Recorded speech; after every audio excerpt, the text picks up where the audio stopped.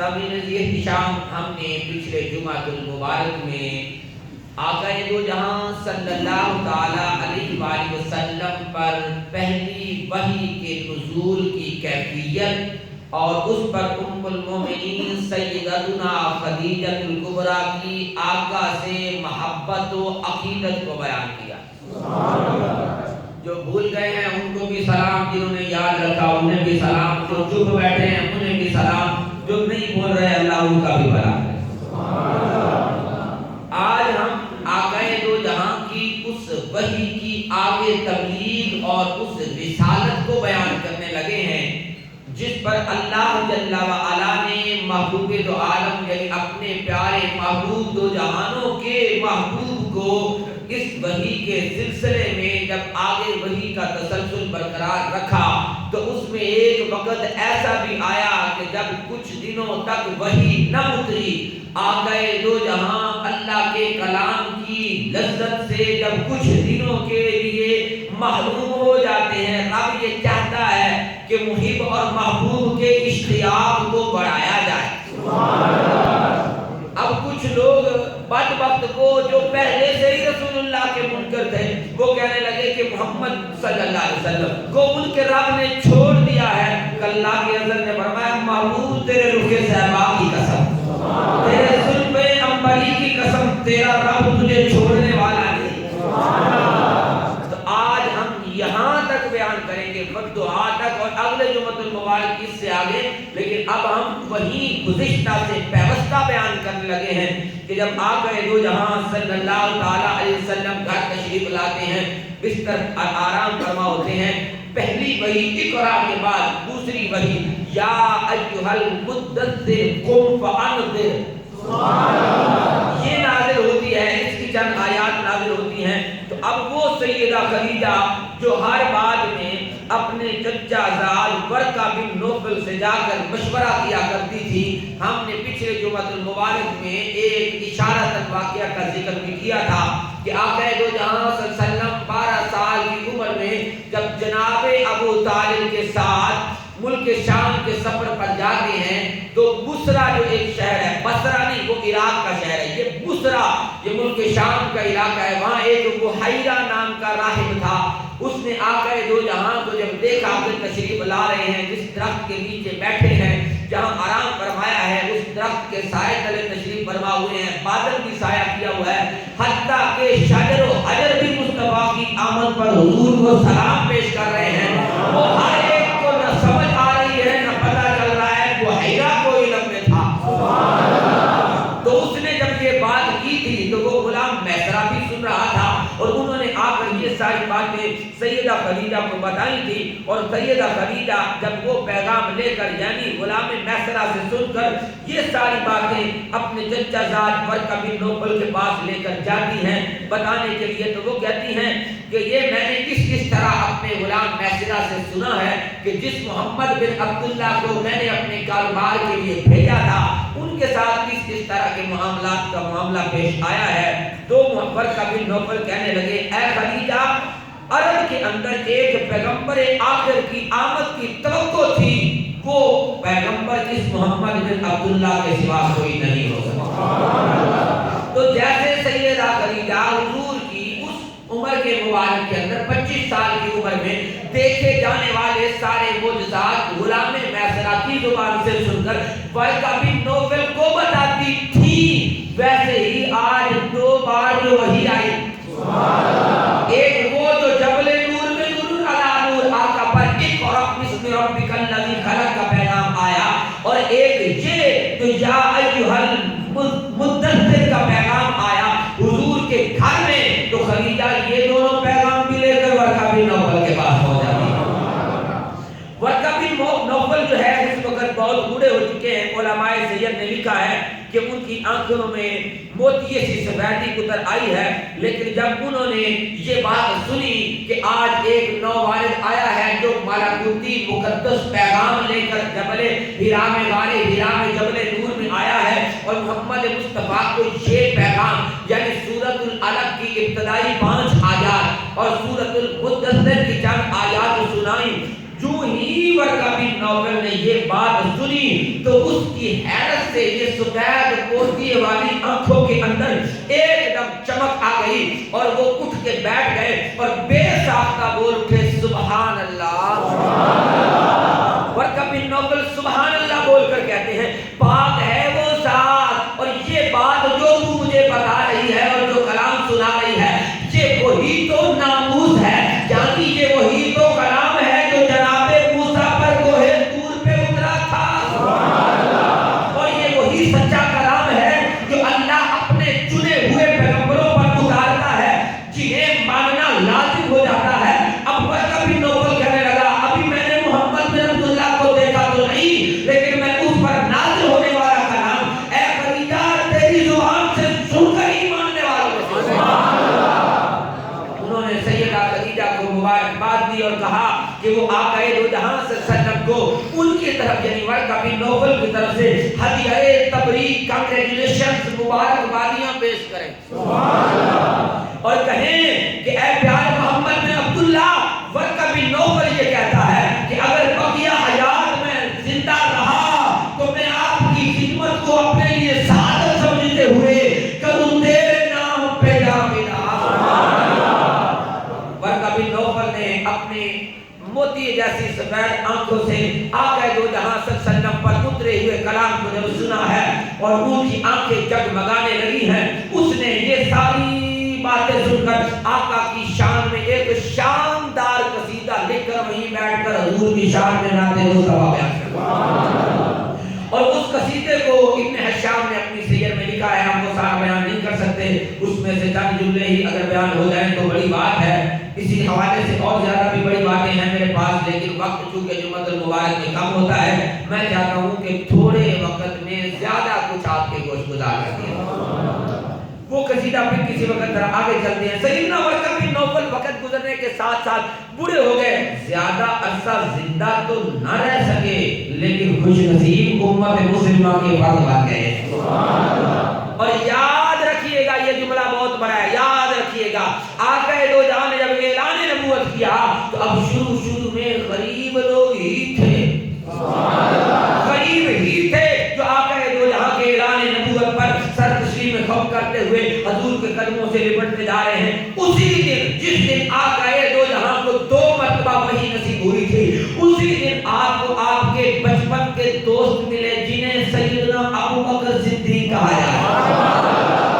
بچپن کے دوست ملے، یہ سیدنا ابو بکر آقا صلی اللہ علیہ وسلم سے عمر میں 2-2.5 سال چھوٹے تھے، ان کا نام عبداللہ تھا، لقب عتیق اور کنیت ابو بکر، سرخ و سفید رنگت والی اور بہترین بدن کے مالک، لمبے قد کاٹ والے، روشن خیال، افروز آنکھوں والے، رحم دل، نرم خو، ہوش مند، معزز شخصیت والے۔ یہ ساری باتیں میں اپنی زبان سے نہیں کہہ رہا، اس میں معبد جھگی والی نے بھی یہی باتیں کہی، اس نے بھی کہا تھا حسن بین حسنین فہو انظر الثلاثۃ منظرا واحسنہم قدرا لہو رفقا یہوفون بہ ان قال سمعوا لقولہ ان امر تبادلوا الی امرہ محمود محشود لا عبث ولا مفنن۔ اب میں ان کا ترجمہ نہیں کر سکتا کیونکہ جنہوں نے 12 ربیع الاول کو چھٹی کی تھی وہ بھوکتے ہم ترجمہ کر چکے ہیں۔ سیدنا ورقہ بن نوفل جو تھے انہوں نے یعنی اپنی زندگی بسر کی، وہ دنیا سے رخصت ہوئے، خوش نصیب مسلمان ٹھہرے، آقا دو جہاں کے غلاموں میں آ گئے۔ اب ابو بکر صدیق کی باری آ جاتی ہے۔ سیدنا ابو بکر صدیق جو ہے وہ حضور کے بچپن کے دوست ہیں، آقا دو جہاں صلی اللہ تعالیٰ علیہ وسلم کو ملتے ہیں۔ نبی مکرم صلی اللہ علیہ وسلم جانتے تھے کہ عرب کے تمام قبیلوں میں حسب اور نسب کے سارے معاملات کا علم ابو بکر ہی جانتا ہے۔ حسب و نسب کو کون کتنے اچھے نسب والا ہے، کون کتنے اونچے حسب والا ہے، کون کس خاندان والا ہے اور اس کے آباء و اجداد میں کون کون سا نسب آتا ہے۔ علم الانساب کے ماہر تھے، کپڑے کے تاجر تھے، خوشحال تھے، قریش ہی کے قبیلے بنو تیم سے تعلق رکھتے تھے۔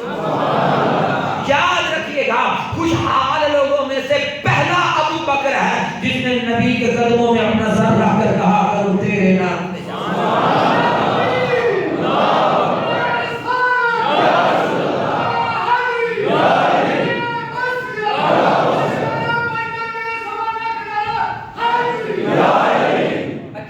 آدھے بندے تو نعرہ لگاتے ہوئے بھی کنجوسی کرتے ہیں، او بھائیو یہ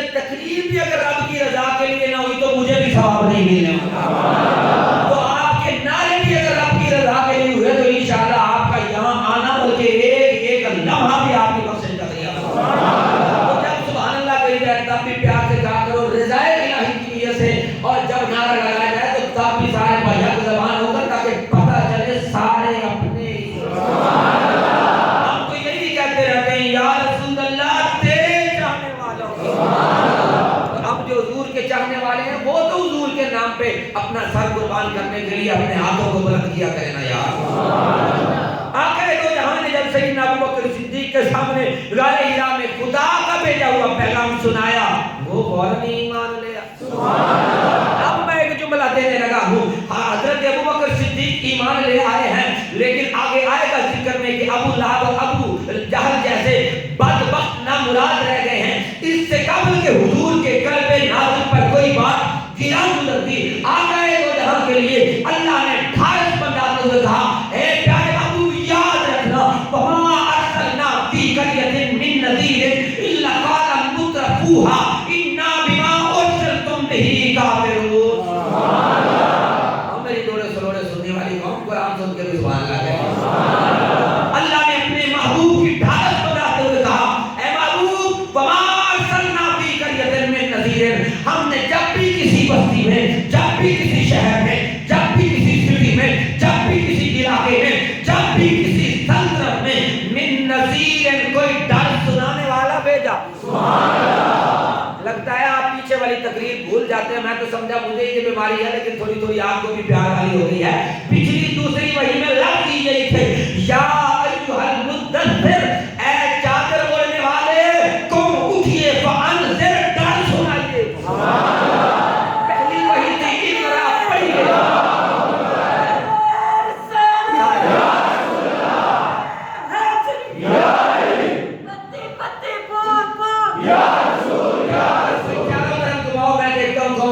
کی عظمت پر اپنا ہاتھ نہیں اٹھاتا ہے. یا رسول, یا رسول, یا رسول, یا رسول. قم فانذر, حضور کو یہ حکم ملتا ہے, محبوب اٹھیے اور ان جاہلوں کو ڈرائیے, انہیں بتائیے الہکم الہ واحد.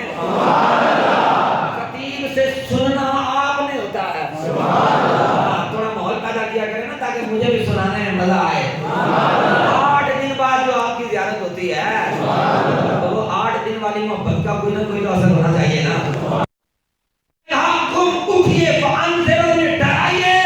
یہ نامراد اپنے ہاتھوں سے بتوں کو تراش کر معاذ اللہ انہیں خدا سمجھے بیٹھے ہیں, انہیں بتائیے وہ ایک ہے.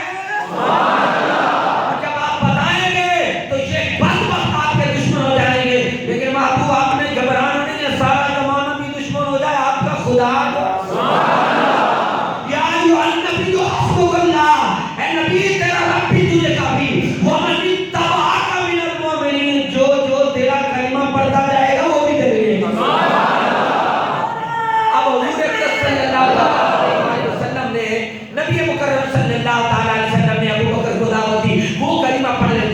لیکن ابو جہل اور ابو لہب جیسے بدبخت ابھی پھر رہے ہیں. آقا دو جہاں کے دل میں اس سے قبل کی کوئی بات آتی, رب نے فرمایا محبوب گھبرانا نہیں ہے. وما ارسلنا فی قریۃ من نذیر الا قال مترفوها, ہم جب بھی کسی شہر میں کوئی رسول بھیجتے تھے, جب وہ اس بستی والوں کو ڈر سناتا, الا قال مترفوها, تو جو اس بستی کے امیر زادے اور خوشحال لوگ ہوتے تھے نا, وہ یہ کہتے تھے انا بما ارسلتم به کافرون, ہم اس ہدایت کو ماننے والے نہیں جو آپ لے کر آئے ہیں. اب میں جملہ دینا چاہتا ہوں, یہی وجہ تھی کہ نبی دو جہاں نے دیکھا کہ پچھلی امتوں میں ہر خوشحال بندہ, دولت مند بندہ, صاحب سنت بندہ اپنے نبی کی نبوت کا انکار کر دیتا تھا. اپنے علاقے میں بھیجے جانے والے نذیر نبی اور ڈر سنانے والے کی رسالت اور جو ہدایت لے کر آتا اس کا انکار کر دیتا تھا.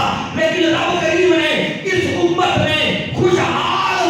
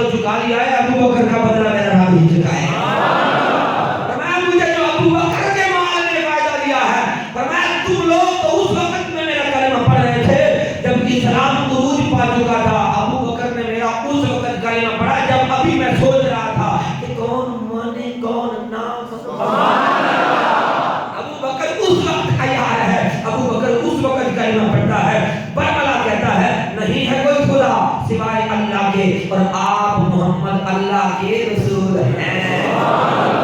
یہ تو میں نے ابھی آیت پڑھی تھی نا وما ارسلنا فی قریۃ، اس کا بھی بڑا پیارا قصہ ہے یار. سنی لو تو انشاءاللہ ایمان تازہ ہی ہو جائے گا. یہ آیت بھی کسی سبب سے نازل ہوئی ہے، کیونکہ ہر آیت کو رب اپنے محبوب کی ڈارس بنانے کے لیے تاکہ مصطفیٰ کی نعت بن جائے. آقا دو جہاں نے جب شروع میں اعلان نبوت فرمایا نا تو غریب لوگ کلمہ پڑھ رہے تھے. دو دوست تھے جو آپس میں پارٹنر تھے، بزنس میں کاروبار میں شراکت رکھتے تھے. ایک مکے میں رہ کر تجارت کر رہا تھا اور ایک ملک شام گیا ہوا تھا. تفسیر در منصور میں یہ روایت موجود ہے اسی آیت کے شان نزول کے سبب میں کہ وما ارسلنا فی قریۃ من نذیر الا قال مترفوها انا بما ارسلتم به کافرون. اب وہ جو مکے والا تھا وہ ملک شام والے کو خط لکھ کے کہتا ہے مکے میں ایک سونا آیا ہے، اس نے نبوت کا اعلان فرمایا ہے. ارے اس کے کیا کہنے، اس کا اٹھنا، اس کا بیٹھنا، اس کا بولنا، اس کا نگاہ اٹھانا، جدھر نگاہ اٹھاتا ہے موسم ہی بدل جاتا ہے. اور ایک بات مجھے حیران کیے ہوئے ہے کہ خط لکھنے والا ملک شام والے کو کہتا ہے ایک بات مجھے اچنبے میں ڈالے ہوئے ہے، وہ یہ ہے کہ ابھی غریب ہی لوگ اس کے قریب آئے. ابھی تو غریب ہی اس کے قریب آئے، امیر تو دور کھڑے ہو کر معاذ اللہ بدبختی میں پھینکے ہوئے ہیں، گرے ہوئے ہیں. اب جب اس ملک شام والے پارٹنر کو پتا چلا نا وہ اپنا کاروبار نہیں چھوڑتا ہے، مکے حضور کے آ کر کہتا ہے یا محمد اے محمد بن عبداللہ بتائیے تو صحیح نا کیا پیغام لے کے ہمیں بھی تو پتا چلے. آقا دو جہاں نے فرمایا الہکم الہ واحد، میں یہ بتانے آیا ہوں یہ جو 360 تم نے اپنے ہاتھوں سے بنائے یہ جھوٹے ہیں اور جس نے پوری کائنات بنائی وہی سچا ہے.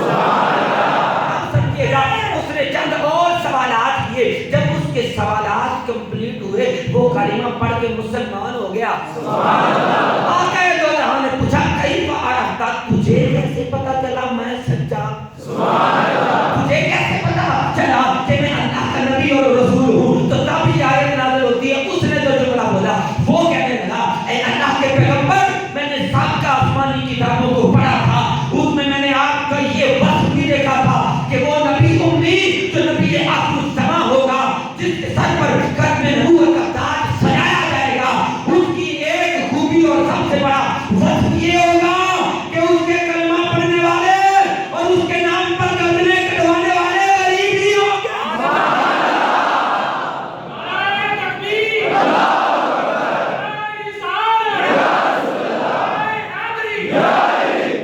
اب میرے آقا کی غریب امت میرے آقا کی غریب امت اپنے مقدر پر رشک کرے. وقت کم ہے. اب میرے آقا کی غریب امت اپنے مقدر پر رشک کرے. آقا دو جہاں نے فرمایا الاسلام بدا غریبا کما سیعود غریبا فطوبى للغرباء. اسلام کی ابتدا بھی غریبوں سے ہوئی، ان قریب یہ غریبوں میں ہی رہ جائے گا اور غریبوں کو مبارک ہو اسلام کے نام پر جائے گا. تو یہ آیت تب نازل ہوئی جب اللہ نے ڈاس بنائی پر قربان جاؤں ابو بکر تیرے بھی عشق پر کہ امیری کے عالم میں خوشحال خاندان سے تعلق رکھنے والے نبیوں کے سلطان کا کلمہ پڑھ جاتے ہیں. وقت گزرتا رہتا ہے، وقت کیسے رکتا ہے اور کیسے چلتا ہے یہ اسی کو پتا ہو جس نے کبھی انتظار کیا. انتظار کے لمحوں میں پتا چلتا ہے کہ ایک ایک پل کتنی دیر کا ہوتا ہے. آقا صلی اللہ علیہ وسلم اس طریقے سے اپنے رب کا پیغام لیتے ہیں اور حضور صلی اللہ علیہ وسلم اس پیغام کو آگے پھیلانے کے لیے اللہ کے حکم سے اپنے گھر کے قریبی رشتہ داروں کو بلاتے ہیں. مولا کائنات علی مرتضیٰ بھی کلمہ پڑھ چکے ہیں، سیدہ خدیجہ بھی پڑھ چکی ہیں، حضرت زینب بن حارثہ بھی کلمہ پڑھ چکے ہیں. اب حکم یہ نازل ہو گیا ہے اپنے قریبی رشتہ داروں کو ڈر سنائیے. اب ایک خصوصی دعوت کی جاتی ہے، خصوصی دعوت، اور اس دعوت میں صرف قریبی رشتہ داروں کو ہی بلایا جاتا ہے. آسمانی فرمان اترنا شروع ہو جاتا ہے، نون والقلم یہ آیات کریمہ نازل ہو جاتی ہیں. آقا دو جہاں صلی اللہ علیہ وسلم 13 سالہ علی کو کہتے ہیں اے علی ایک دعوت کا بندوبست کرو، خاندان بنو عبد المطلب اور بنو مطلب کے سارے قرابت داروں کو بلاؤ. شام کے کعبے کے اوپر سیدہ خدیجہ کا 2 پورشن والا جو مکان تھا جس میں آقا دو جہاں رہتے تھے وہ ایک بہت بڑی دعوت کے لیے ایک کافی جگہ رکھتا تھا. دعوت کے انتظام کی خاطر آقا دو جہاں نے اپنے لاڈلے چچیرے بھائی مولا علی کی ڈیوٹی لگائی اور حضرت مولا علی نے بکری کا گوشت بھون کر 4.5 سیر کے لگ بھگ دودھ کا پیالہ بھرا، انتظامات کر دیے اور یہ جو ہے وہ بیٹھ سجا دی گئی ہے اور آقا دو جہاں کے چچا جن میں ابو طالب، ابو لہب، عباس اور حمزہ کے علاوہ ان کی ساری اولادیں اور اولاد کی اولادیں اور ان کی پھوپھیاں اور ان کے بچے یہ سارے دعوت میں مدعو کر دیے گئے ہیں۔ کھانا اس قدر ہے کہ آقا دو جہاں اللہ کا نام لیتے ہیں، اگر اتنے لوگ اور بھی آ جاتے تو بھیڑ باتیں کھا آقا دو جہاں کہتے ہیں اے علی ذرا اس طریقے سے تقسیم کرنا شروع کرو جیسے میں نے تمہیں بتایا ہے۔ مولا علی دودھ کا پیالہ ہاتھ میں لے کر سب کو پلاتے چلے جاتے ہیں، سب پیتے ہیں، لیکن دودھ کے پیالے میں اتنا ہی دودھ رہ جاتا ہے جتنا پہلے۔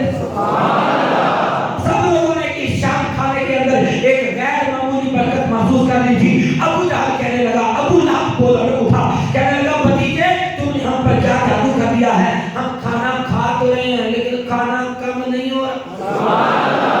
آقا دو جہاں نے ابھی دل کی بات کرنی تھی کہ ابو لہب سب برادری کے لوگوں کی سر چڑھ کر کہنے لگا کہ یہ تو کوئی معاذ اللہ کاہن ہے، ساحر ہے، جادوگر ہے۔ وہ جادوگر کا لفظ بولتے بولتے محفل میں شور مچاتے اٹھ گیا۔ حضور کی بات اس شام دل کی دل میں ہی رہ گئی۔ کچھ دن گزرے، آقا دو جہاں صلی اللہ تعالیٰ علیہ وسلم نے پھر دوبارہ ایک دعوت کا انتظام کیا، لیکن اب دعوت خصوصی نہیں تھی، اب دعوت عام تھی۔ مکے میں اگر کوئی اعلان کرنا چاہتا تو وہ جگہ چنتا تھا جس جگہ پر ہر ایک کو آواز پہنچے، اور وہ جگہ ایک ہی تھی جہاں آج بھی کوئی کہتے لبیک اللہم، جہاں جناب ابراہیم نے ایک بار کھڑے ہو کر آواز لگائی تھی، جس نے سن کر لبیک کہا تھا وہ ماں کے پیٹ میں تھا، عالم ارواح میں تھا، روحوں کی دنیا میں تھا، جس نے جہاں بھی حضرت ابراہیم کی آواز کو سن کر لبیک کہا تھا وہ اس جگہ پر ضرور جائے گا۔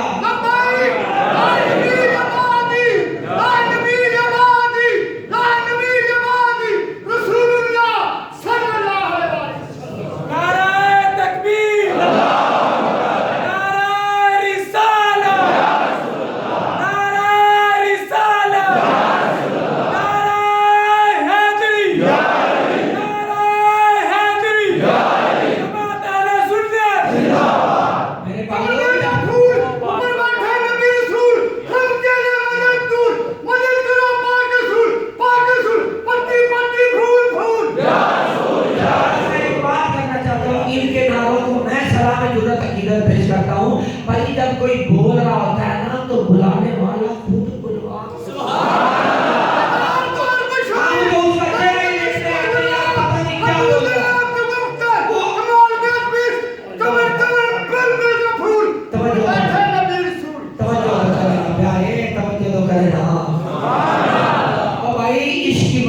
جب آؤٹ آف کنٹرول ہو جائے تو اسے ملٹری سٹائل ڈسپلن میں کنٹرول رکھنا مشکل ہو جاتا ہے۔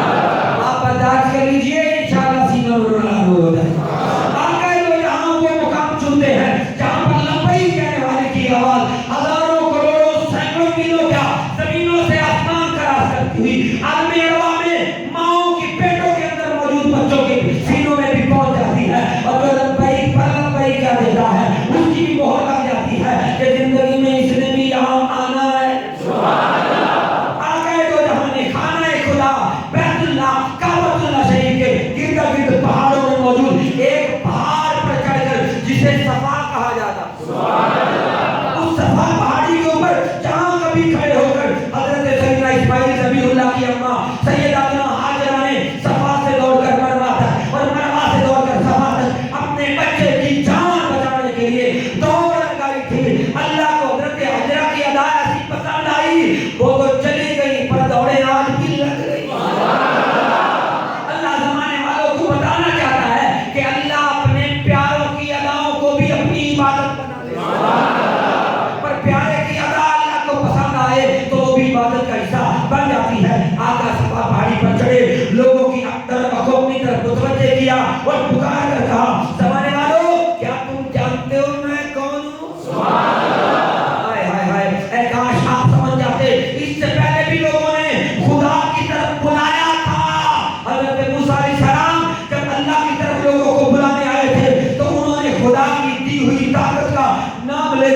اپنی رسالت اور نبوت کی سند دکھاتے ہوئے کہا تھا لوگوں یہ لاٹھی ہے زمین پر رکھو تو سانپ بن جاتی ہے ہاتھ میں پکڑو تو پھر سے لاٹھی بن جاتی ہے یہ جناب موسیٰ کا اعلان نبوت تھا اور حضرت عیسیٰ علیہ السلام نے بھی جب اعلان نبوت کیا تھا تو اللہ کی دی ہوئی طاقت کو لوگوں کے سامنے رکھا تھا اندھوں کو بینا کر دیتے تھے کوڑی کے مرد والوں کو شفا دے دیتے تھے مردوں کو اللہ کی اذن سے زندگی دیتے اور بعد میں کہتے تھے مانو میں اللہ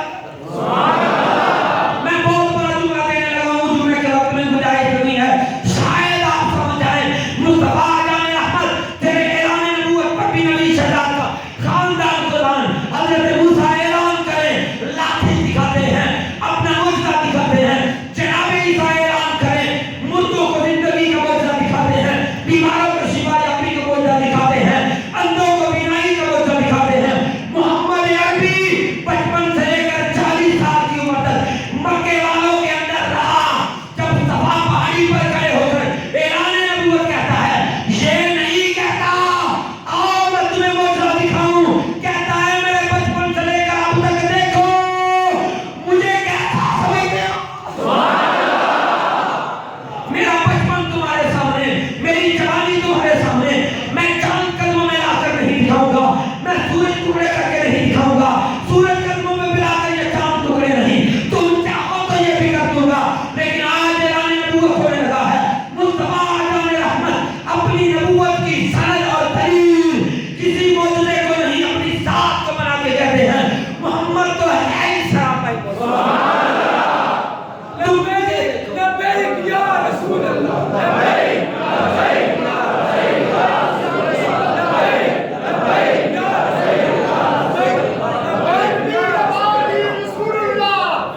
آخر جو میرا بس ختم کرنے لگے آقا دو جہاں نے کہا زمانے والوں ابھی دعوت دیتے دیتے 3 سال اور گزر چکے ہیں 43 سال کی عمر میں ہے حضور اقدس صلی اللہ علیہ وسلم کی عمر مبارک کہا 43 سال تک میں اس بستی میں رہا ایک شیر خار بچے سے لے کر آج کی عمر تک میرا کوئی فعل میرا کوئی کام ایسا دکھا دو جو تم لوگوں کی نگاہوں سے پوشیدہ ہو بتاؤ زندگی میں کبھی کسی نے مجھے جھوٹ بولتے دیکھا